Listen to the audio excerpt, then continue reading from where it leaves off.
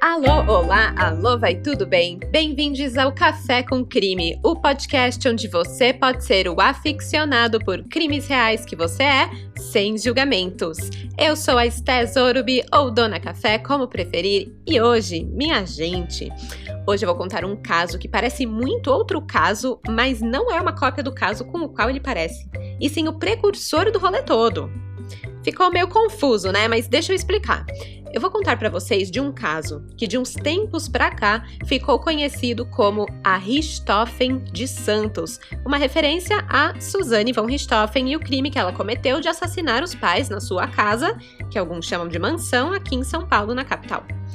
Pois tem um caso que é tipo uma cópia, que é sobre uma menina que, com a ajuda do namorado, assassinou os pais no seu triplex em Santos. E aí, pronto, a Richthofen de Santos. Mas a sacada disso tudo é que esse caso do litoral paulista aconteceu 8 anos antes de Suzanne von Richthofen se tornar o foco da mídia nacional.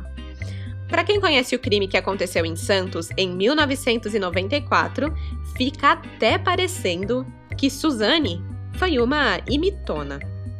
E aí, é bizarro um caso antigo ganhar o nome de um caso mais atual, né? É meio que uma fama póstuma.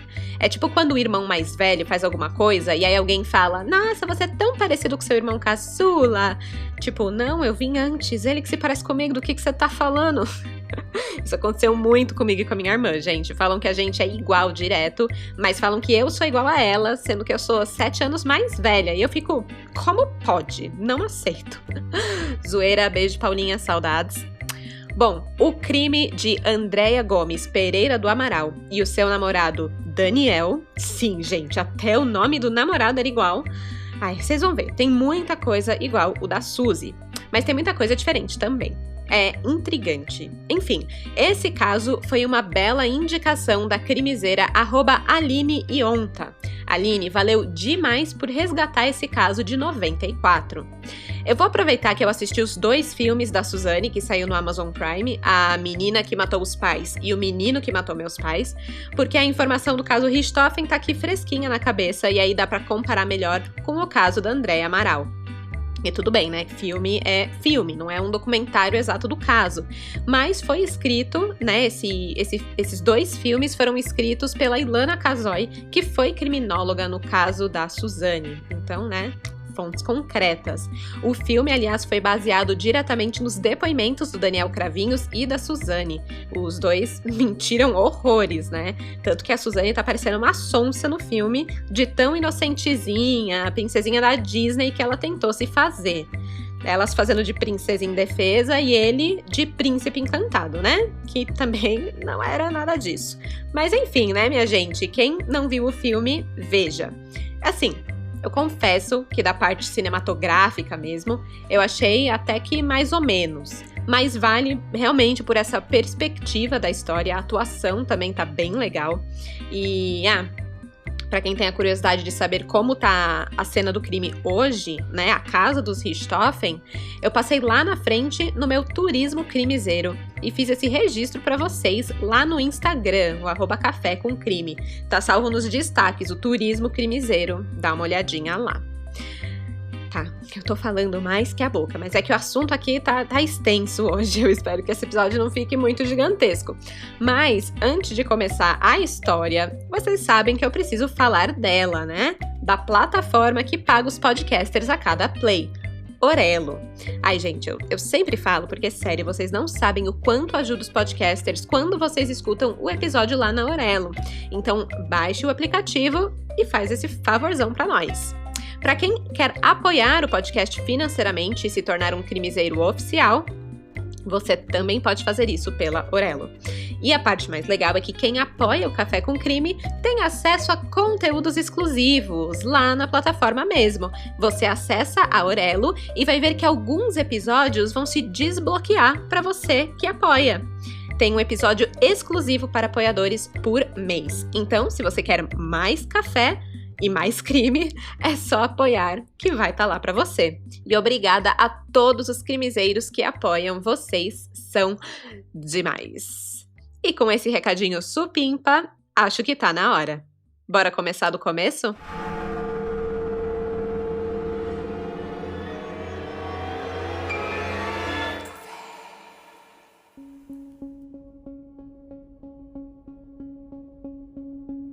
Em março de 1994, Andréia Gomes Pereira Amaral era uma garota de 22 anos que cursava o segundo ano de Direito.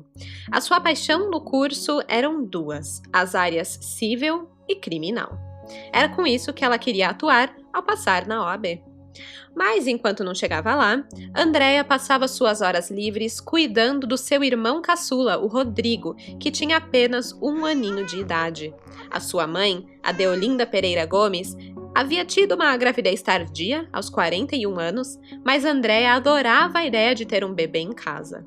Ela acabou virando como que a segunda mãe de Rodrigo, sempre cuidando dele. Andréia era uma menina doce e introvertida, então para ela, ficar em casa cuidando do bebê era tudo. Além disso, Andréia não trabalhava desde que entrou na Universidade Católica de Santos. Antes, ela ajudava, desde os 10 anos de idade mais ou menos, ela ajudava na avícola que o seu pai tinha. Mas já que ela entrou na faculdade e queria ser advogada, o Antônio Silva Amaral, o pai de 53 anos, queria que ela focasse totalmente nos estudos. E tem mais, né? Ela realmente não precisava trabalhar. A Andréia pertencia a uma família de classe média alta, ela morava em uma casa de 3 andares na rua Pedro Américo, em Campo Grande, em Santos, e o seu pai era proprietário de cerca de 50 imóveis na cidade onde moravam. A sua fortuna havia sido avaliada em 2 milhões de dólares. E apesar da grana, o Antônio era bem muquirana. Antônio foi definido por quem o conheceu como um homem espartano, rigoroso, frio, controlador. Ele sabia que dinheiro não era coisa que nascia em árvore, então ele economizava absolutamente sempre que podia. E isso incluía ir ao mercado municipal da cidade no finzinho do dia para recolher os restos de verduras e legumes de lá para poder dar aos porcos, cabritos e aves que ele tinha no seu sítio na beira da rodovia Pedro Taques. Comprar ração pra quê, né? Se ele dava para economizar nisso, ele ia economizar. Mas não era só isso. Ele também controlava bastante o dinheiro que ele disponibilizava para Deolinda e Andréia. E assim, claro, ele pagava a faculdade de Andréia, mas não era daqueles ricões que davam carro para a filha por ter passado no vestibular. O que ele fez foi disponibilizar o carro da família, um Ômega 93, para Andréia poder usar exclusivamente para ir e vir da faculdade. Nada além desse trajeto para não gastar gasolina desnecessária. Ele ia pirar se visse o preço da gasolina hoje em dia. Bem, até aqui, mais uma família relativamente normal. Mas no dia 31 de março de 1994, Andréia corre para a casa de sua tia, Ana Maria Gomes Pereira, dizendo que estava preocupada porque os pais haviam sumido. A garota disse que sua mãe tinha recebido uma ligação de alguém que revelou a ela que o Antônio tinha outra mulher, uma amante. E ao desligar, Deolinda foi tirar satisfação com o marido e o casal começou a brigar. Eram umas 2:30 da tarde quando Deolinda saiu da casa para, sei lá, esfriar a cabeça um pouco, e algumas horas depois, às 4:30, saiu também Antônio. Andréia ficou em casa com o Rodrigo, irmão caçula, esperando pelos pais, mas eles não apareceram. Com a noite caindo, Andréia resolveu contar o que aconteceu para alguém da família. A tia, Ana Maria, disse que elas deveriam ligar para a polícia. É que era o óbvio, né? Qualquer um assumiu alguém, vamos ligar para a polícia, mas a Andréia não queria envolver de jeito nenhum as autoridades nesse caso. Ela insistiu para que elas esperassem um pouco mais. E ao mesmo tempo que ela não queria chamar a polícia, a Andréia também fez de tudo para afastar a tia da casa dos pais. Como ela estava cuidando do bebê, do irmãozinho, a tia concordou em deixá-los ficar na sua casa aquela noite, sem precisarem voltar para a casa de Antônio e Deolinda.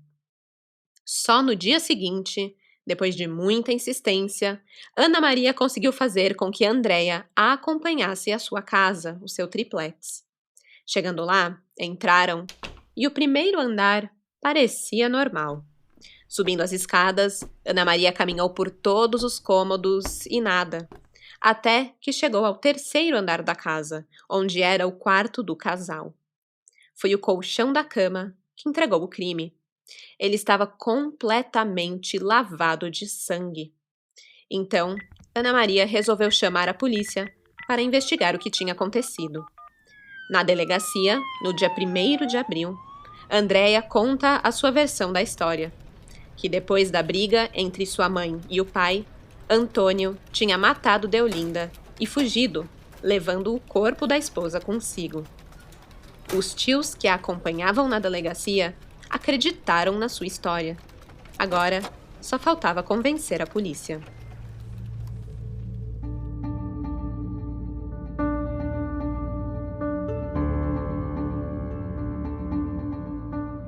No dia 4 de abril de 1994, 3 dias depois da denúncia feita por Andréia na delegacia, a polícia recebe uma pista.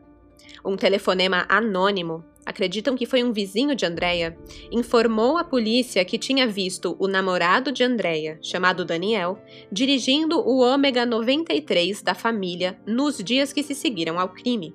Achando isso bem estranho, até porque o menino era menor de idade e nem poderia estar dirigindo um carro, o anônimo, o vizinho talvez, resolveu ligar para a polícia. Daniel, o sobrenome dele foi preservado em todas as reportagens porque ele era menor de idade na época, mas mesmo assim ele foi localizado pela polícia naquele mesmo dia em sua casa. Ele tinha 17 anos, estava na 8ª série de uma escola do estado, o que me faz pensar que provavelmente ele repetiu a série umas 3 vezes. E ele namorava Andréia, de 22 anos, que já estava no 2º ano da facul. Fases bem diferentes aí, né? Pensem como você era na 8ª série e como você era na metade da faculdade. Eu espero que diferente, mais maduro um pouquinho, eu espero, né? Não sei. Bem, quando a polícia bateu na porta da casa de Daniel e perguntou o que ele estava fazendo com o carro da família Amaral, ele prontamente confessou a autoria do crime. Ele e Andréia haviam assassinado Antônio da Silva Amaral e Deolinda Pereira Gomes. Ele e a namorada mataram os pais da garota. Daniel foi levado à delegacia, onde Andréia já estava, e ela, sem saída, acabou confirmando o depoimento do namorado. Acabaram aí as mentiras do 1º de abril. A polícia acreditava que o crime aconteceu porque Andréia queria ficar com a herança dos pais, aqueles 2 milhões de dólares e os 50 apartamentos em Santos. Mas Andréia e Daniel tinham outra história para contar.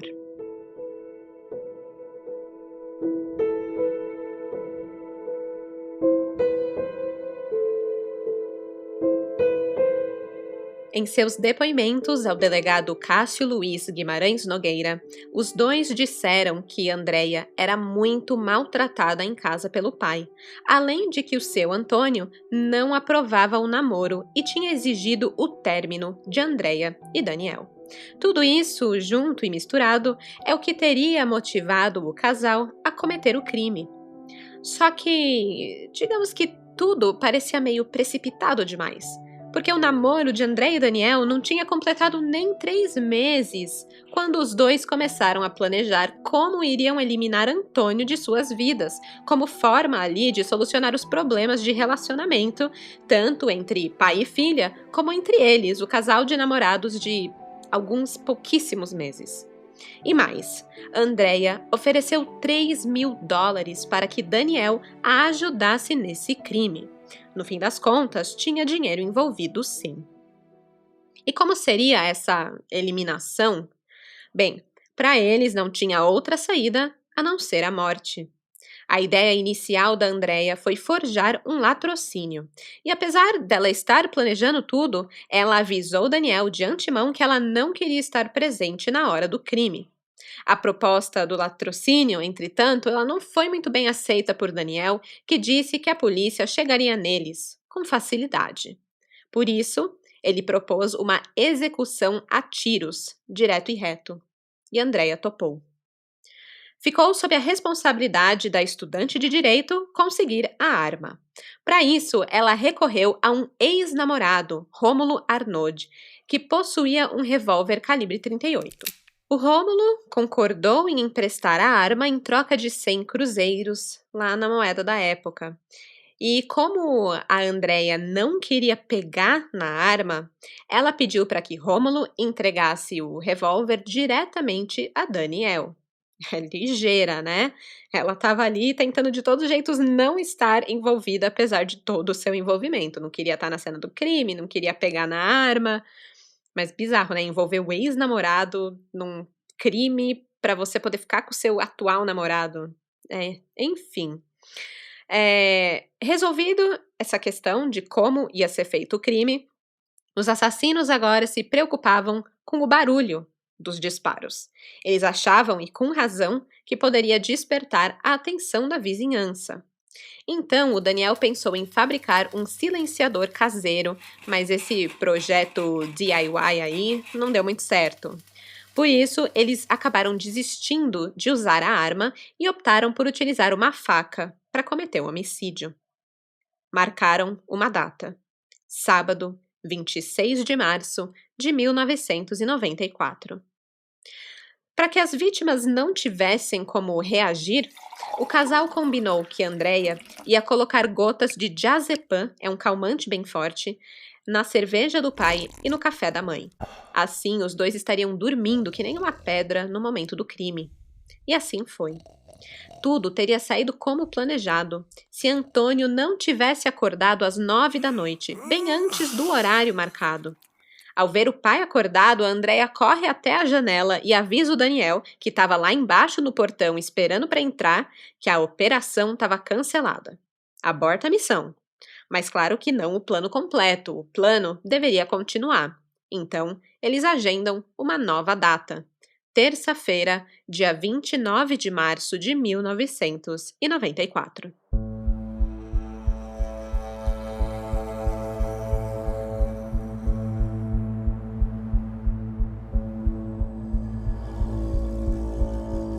A segunda tentativa tinha que dar certo, e Andrea se garantiu de que daria, ajustando o plano de acordo com o necessário. Naquela terça-feira, pediu para que o seu ex, o Rômulo, ligasse por volta das 5h30 para bater um papo com a sua mãe por telefone.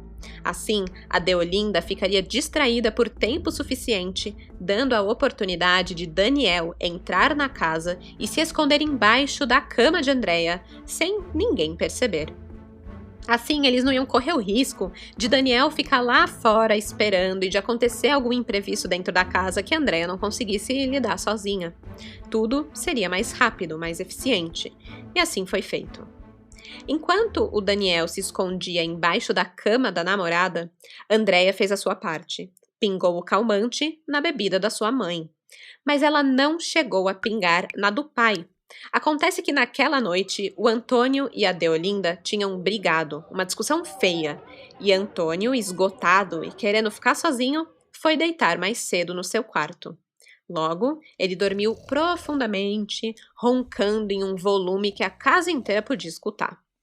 Andrea achou que já era um sono pesado o suficiente, então decidiu que não ia pingar nada, ia deixar ele dormindo lá e estava bom o suficiente para ela. Depois de tomar a sua bebida, a Deolinda acabou capotando no sofá da sala.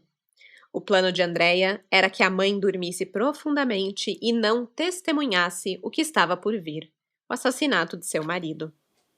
Eram por volta das 11h30 da noite, quando Andrea avisou ao namorado que estava na hora. O Daniel saiu de debaixo da cama, foi ao quarto de Antônio com uma faca e o revólver de Rômulo para, o caso dele não conseguir matar só com uma arma branca, ele tinha ali o seu backup, o seu plano B, mas ele não precisou atirar. O seu primeiro golpe foi na jugular de Antônio, e então, com o homem se debatendo, Daniel o esfaqueou mais de 20 vezes. Em poucos minutos, sem fazer barulho, Daniel retornou para anunciar que já aconteceu. Andrea tinha ficado deitada na sua cama, enrolada num cobertor para não ouvir nada. Mas ela acabou ouvindo quando a cama do pai começou a ranger com a movimentação.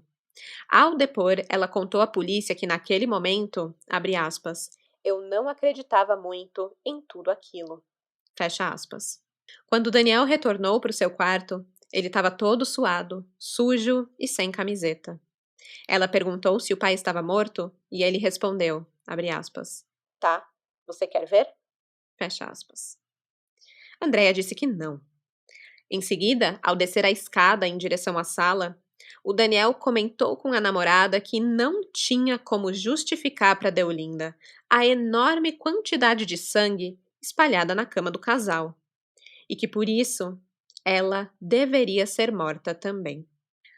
Andréia parou ali, deu aquela refletida e, infelizmente, fazia sentido para ela naquele momento, porque o que ela iria falar para a mãe quando ela acordasse? Mas, ao mesmo tempo, Andréia não queria matar a mãe. Ela não tinha nada contra a mãe. E discutindo isso com o Daniel ali, cheio de sangue, foi difícil, mas Andréia afirma veementemente que foi contra o assassinato de Deolinda. Segundo ela, abre aspas, já não havia como frear Daniel. Ele estava com o revólver na mão e ameaçou me matar e se matar caso eu não concordasse. Fecha aspas. O máximo que ela conseguiu foi fazer Daniel prometer que ele não iria machucar o Rodrigo, que estava dormindo ao lado de Deolinda no sofá. E ele concordou. Afinal, um bebê de 1 aninho não ia dedurar ninguém, e a preocupação de Daniel era não deixar testemunhas. O Daniel foi até o sofá, onde Deolinda dormia, e tentou a estrangular. Acontece que no meio do processo a Deolinda acordou e gritou desgraçado, o que fez Daniel tentar apertar com ainda mais força o seu pescoço, mas ele não conseguia mais. Ele preferiu pegar a faca. Deolinda morreu com 12 facadas no pescoço. Logo, Daniel voltou para o andar de cima, onde Andréia esperava ansiosa com o Rodrigo no colo, e anuncia, abre aspas, ela fez força para viver, mas não tem mais testemunha. Fecha aspas. Segundo os investigadores Wilson Roberto de Lima e Marcelo Barbosa da Cruz, Andréia afirmou ter feito sexo oral com Daniel depois da morte dos pais. Em seu depoimento, Daniel teria dito que foi para relaxar. Eram 2 horas da manhã quando tudo terminou. Mas e agora? O que fariam com os corpos?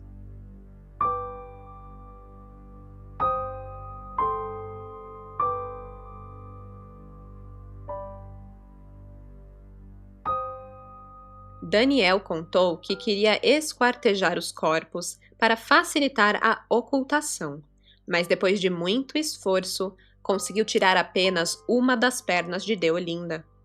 Enquanto ele tentava bolar uma nova estratégia, Andréia tomava conta de Rodrigo, porque ela não poderia deixar o bebê chorar aquela noite e acordar os vizinhos ou alguém que pudesse estranhar aquela movimentação que estava acontecendo ali dentro da casa.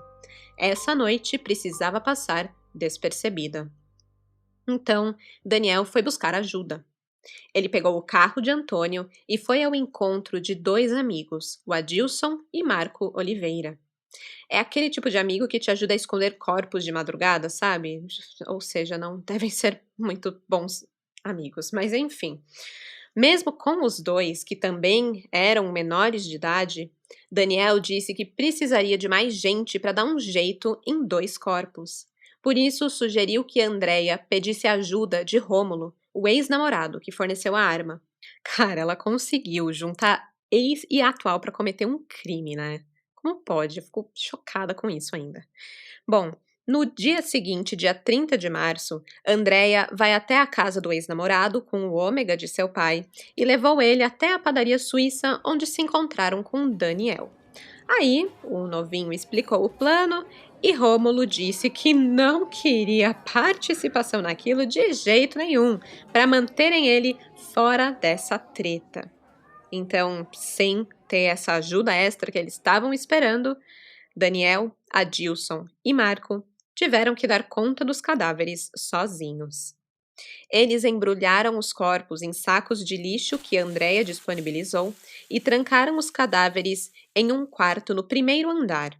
Lembrando que Antônio foi assassinado no 3º andar da casa, no quarto do casal, e Deolinda no 2º, na sala de estar. Enquanto isso, a Andréia limpava o sangue que estava por toda a sala. Por volta das 19 horas, assim que o sol caiu, o trio de amigos voltou para buscar os corpos e finalmente dar um fim neles. Colocaram o casal no porta-malas e os levaram para Alemoa, que é um bairro industrial à beira da Via Anchieta. É uma divisa ali entre Santos e Cubatão. Ali, eles descarregaram os embrulhos próximos a uma obra. Às 4 da manhã do dia seguinte, dia 31 de março de 94, os três voltaram novamente, dessa vez para enterrar os corpos em um buraco cavado por eles.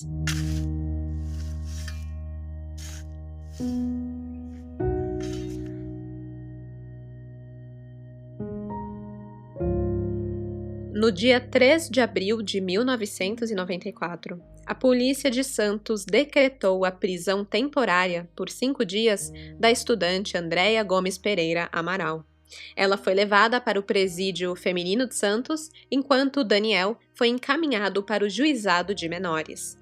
Ao ser presa, a Andréia muda o seu depoimento e atribui toda a responsabilidade do crime a Daniel, negando que teria mandado matar os pais. No dia 6 de abril, a Andréia deu uma entrevista coletiva na cadeia feminina de Santos. Eu vou ler alguns trechos do que ela afirmou na época. Abre aspas. Jornalista, pergunta. No dia do seu depoimento, no dia da sua prisão, você disse que mandou matar seus pais, é verdade? Andréia responde. Não, eu fui induzida pelo meu namorado. Foi ele que quis cometer os crimes. Eu nunca tive certeza se queria matá-los. Jornalista pergunta. Ele te obrigou a cumprir o duplo homicídio? Andréia responde. Eu estava muito nervosa e ele insistia que essa seria a melhor solução. Ele chegou até a me ameaçar de morte. Jornalista pergunta. Você declarou em depoimento que tinha mandado Daniel matar seus pais. Aquele depoimento está errado? Andréia responde. Eu não me lembro disso.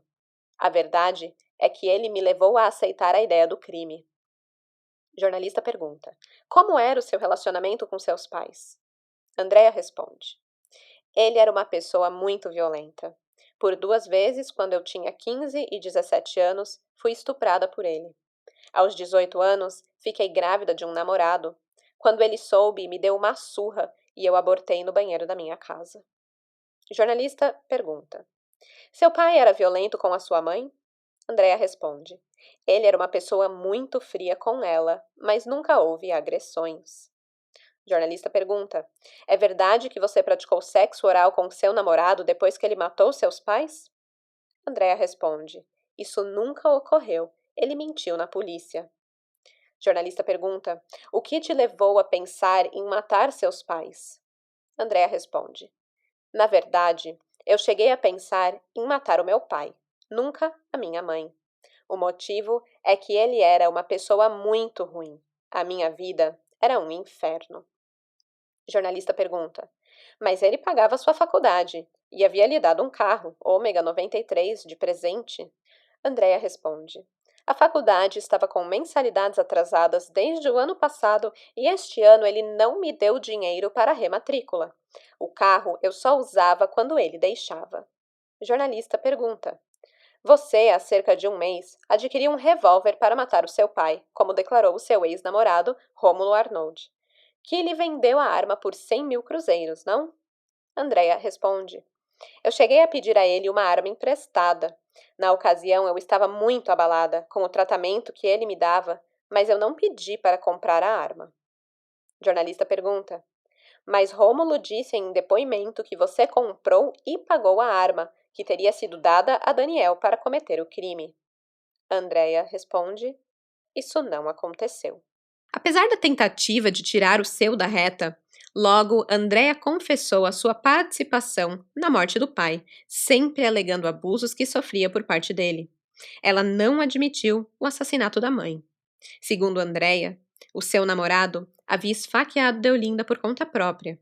Chorando, ela se declarou arrependida. Abre aspas. Nunca pensei em ficar com o dinheiro de Antônio. Se sair daqui, quero que tudo fique com o meu irmão. Vou lutar pela guarda dele, não por causa da herança, mas porque é o filho que eu não pude ter. Fecha aspas. Andréia afirmou que ainda adolescente havia engravidado do ex-namorado, Rômulo, mas o pai não a deixou ter o filho. Segundo a advogada de Andréia, abre aspas. O pai deu socos e pontapés e a menina abortou no banheiro da casa. Fecha aspas. E esse era apenas um dos problemas que Andréia tinha com seu pai, Antônio Silva do Amaral.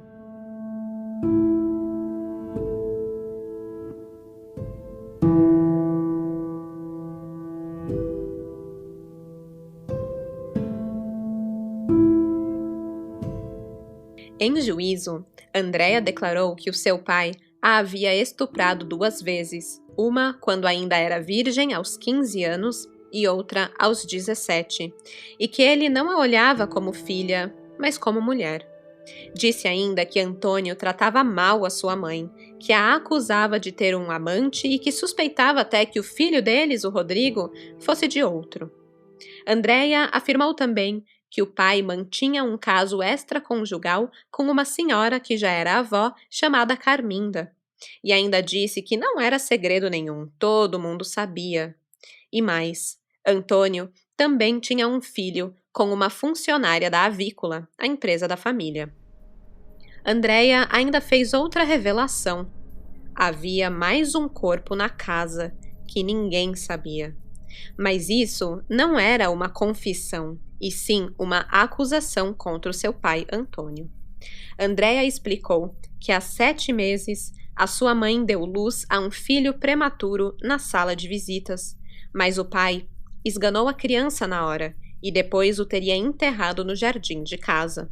Ainda segundo Andréia, essa não foi a primeira vez que Antônio havia matado um filho. Era o 8º bebê morto de Deolinda. Os outros teriam sido abortados, a mando de Antônio também. Depois desse relato, a advogada de Andréia, Jeanette Profeta Guimarães, chamou a polícia de Santos e foi até o triplex da família Pereira Gomes Amaral para ver se o que Andréia dizia tinha algum fundamento. Isso foi no dia 5 de abril de 1994. No jardim da mansão, onde moravam Antônio, Deolinda, Andréia e Rodrigo, a polícia encontrou a ossada de um bebê recém-nascido.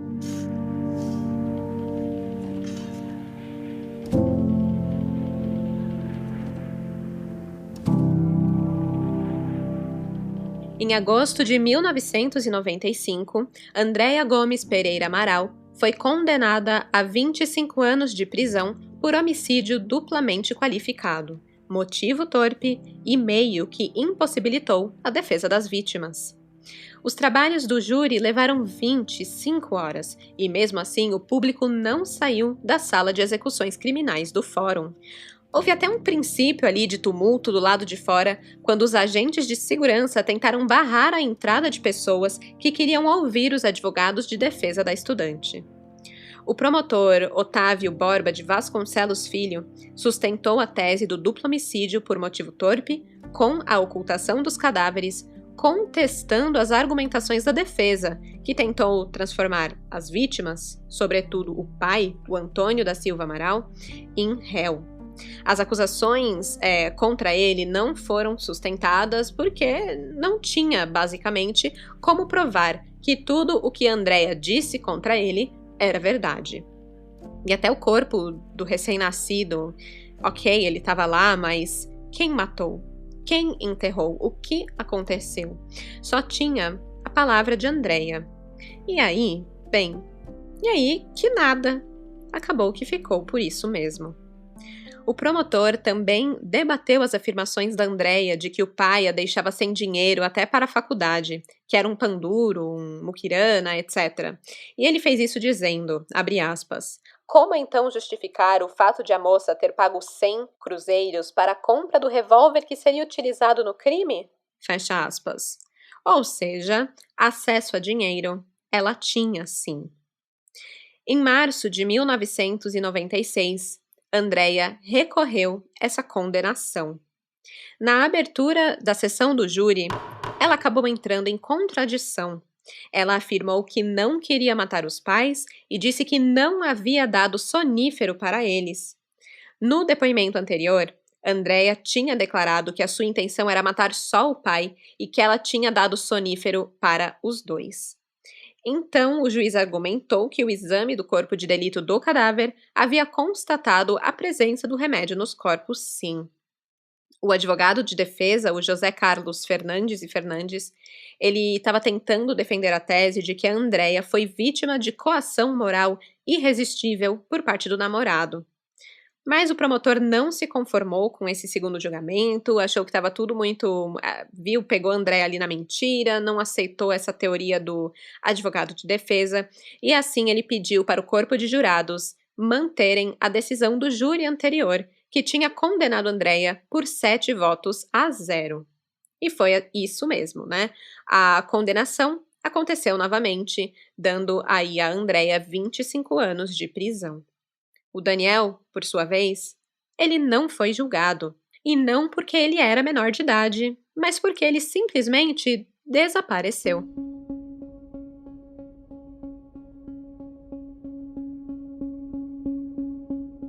Desde que confessou ao assassinato dos pais da namorada, Daniel ficou no juizado de menores em Santos.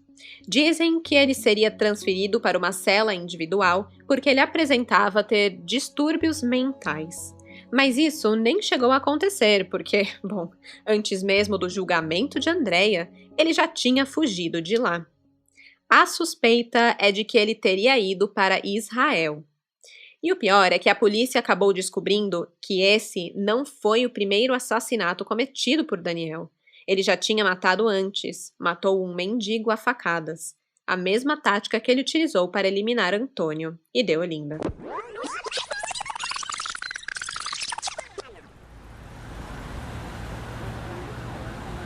Em maio de 1999, Andréia ganhou liberdade condicional depois de cumprir 1/6 da pena. Ela foi transferida para a cadeia feminina do Butantã, aqui em São Paulo, onde ganhou o direito de trabalhar externamente durante o dia, mas com aquela obrigação de vir dormir na cadeia à noite. E aí, prestes a sair da cadeia pela primeira vez, 5 anos depois, Andréia deu uma entrevista onde ela falou sobre os seus planos para o futuro, entre eles o de voltar a estudar direito. Na entrevista, ela conta que a família, por parte de mãe, continuou a visitando na cadeia. O Rodrigo, o irmão caçula, ela viu poucas vezes quando os tios, que têm a guarda dele, o trouxeram. E sobre ele ela conta chorando, abre aspas. Ele poucas vezes veio à cadeia, mas pelo que conversei com meus tios, eles estão colocando o menino a par de tudo. O menino não me rejeita. Na semana passada, o Rodrigo me visitou e ficou o tempo todo do meu lado. Ele sabe que sou sua irmã e creio que aos poucos irá entender. Mas com a convivência maior a partir de agora, vou expor tudo exatamente como ocorreu. Não quero de maneira alguma esse menino longe de mim. Fecha aspas. Andréia contou que também tem o sonho de construir a sua própria família, de se casar, de ter filhos, mas que ela também gostaria de ficar com o Rodrigo, pois ele é a fonte de sobrevivência dela, de acordo com as próprias palavras da Andréia.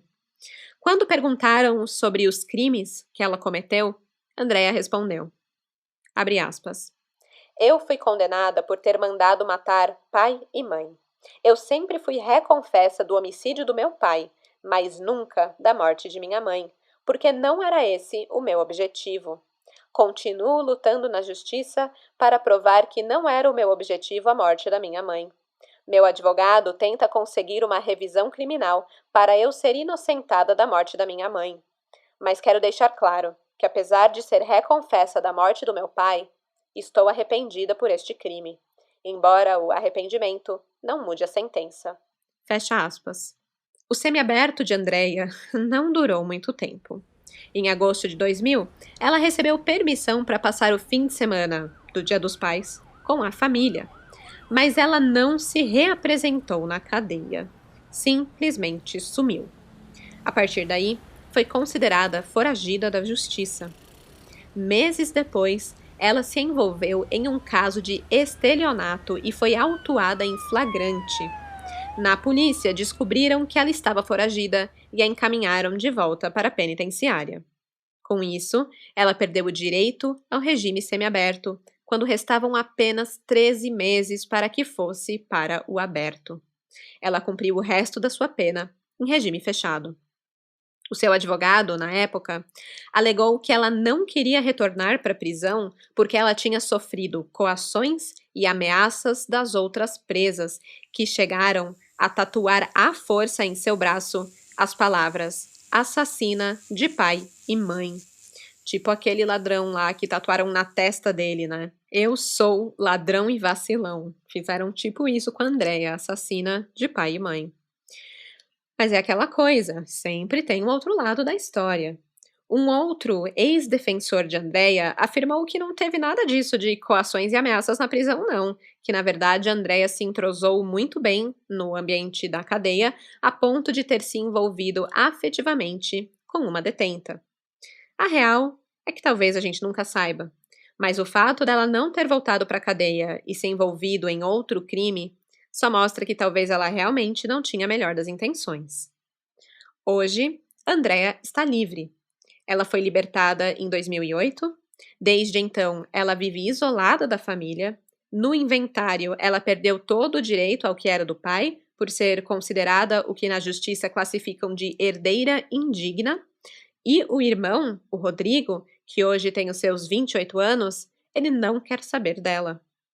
Logo que saiu da cadeia, Andrea sobrevivia com a venda de cosméticos por folheto, tipo revistinha de Avon. Até onde se sabe, ela vive na comunidade Vila Margarida, em São Vicente. Mas, e o Daniel?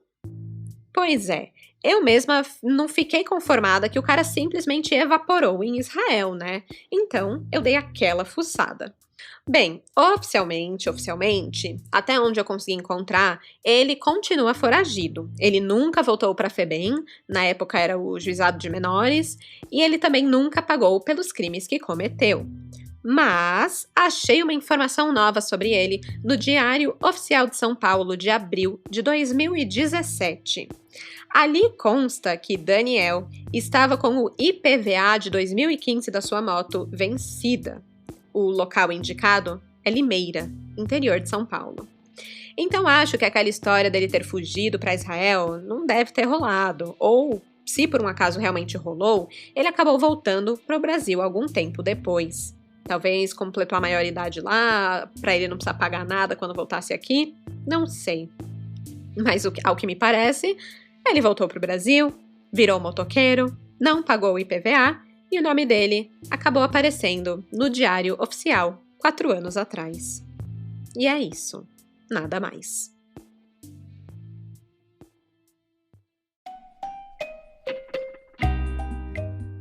E esse é o caso da Richthofen de Santos. As semelhanças entre os crimes, cara, chega a ser assustadora, né? As duas moças, a Andrea e a Suzane, eram de famílias consideradas ricas, as duas eram estudantes de direito, as duas tinham um irmão caçula, ambos alegaram que eram oprimidas e abusadas pelo pai, ambas tiveram ajuda do namorado e mais uma ou duas pessoas. As motivações foram idênticas, né? Elas diziam que era pelo namoro e pela opressão. E em ambos os crimes, o namorado foi o executor e, pasmem, né? O nome do namorado das duas era Daniel. A minha mente explode com isso. Também esperaram os pais irem dormir para cometer o crime e também teve o lance de especular se foi pela herança ou pelo namoro ou só para se libertar dos pais, enfim. E tamo aí, né? Suzy tá no regime semi-aberto. Eu espero que ela não vire estelionatária também, porque senão aí tá comprovado que foi cópia do crime da Andrea. E gente, mais uma coisa. Eu achei as duas até que parecidas de rosto, vocês acreditam? Eu vou postar as fotos desse caso lá no Instagram, o @cafécomcrime. Então, se você não segue, vai lá, segue, dá uma olhada nas fotos. E claro, né, deixa o seu comentário sobre o que achou do caso da Andrea Pereira Gomes Amaral. Por hoje é só. Até a próxima quarta-feira. E até lá, não sejam imitonas, porque de desgraça já basta esse podcast. Tchau, tchau! Esse episódio foi escrito, produzido e apresentado por mim, Stephanie Zorbi, com edição de áudio de Luigi Calistrato. As fontes de informação utilizadas foram Folha de São Paulo, Jornal do Brasil, Jornal do Comércio, Pioneiro, Correio do Povo, Pragmatismo Político, O Fluminense, Diário Oficial de São Paulo e A Tribuna.